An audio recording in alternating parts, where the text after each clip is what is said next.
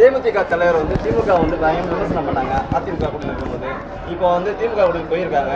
எப்படி பாக்குறீங்க? இல்லை, நான் என்ன கேட்குறேன், எங்க கூட்டணியை பார்த்து அழுத்தம் கொடுத்தீங்களா, என்ன செய்தீங்க, பயமுறுத்துனீங்களா அப்படின்லாம் கேட்டுட்டு இருக்கவங்க இன்னைக்கு அவங்க எப்படி சேர்ந்தாங்க?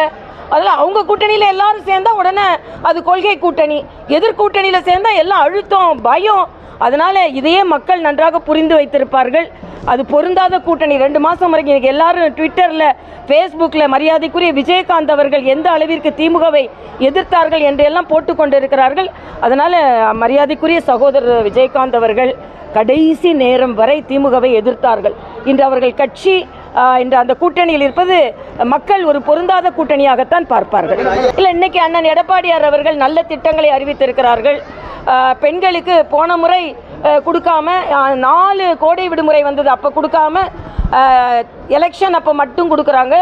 அதே மாதிரி இந்த திட்டம் அறிவித்து 28 மாதங்கள் கொடுக்காம பார்லிமெண்ட் தேர்தல் பக்கத்தில் கொடுத்தாங்க. போன முறை பொங்கல் பரிசு கொடுக்கலையான்னு கேட்கும்போது அண்ணன் துரைமுருகன் இந்த வருஷம் கொடுத்தா எல்லாம் மறந்துடுவாங்க, அடுத்த வருஷம் கொடுக்கலாம் அப்படின்னாங்க. அதனால் எல்லாமே அவங்க தேர்தலுக்காக செய்கிறார்கள், நாங்கள் மக்களுக்காக செய்கிறோம். இல்லை, அதான் அதிமுக பொது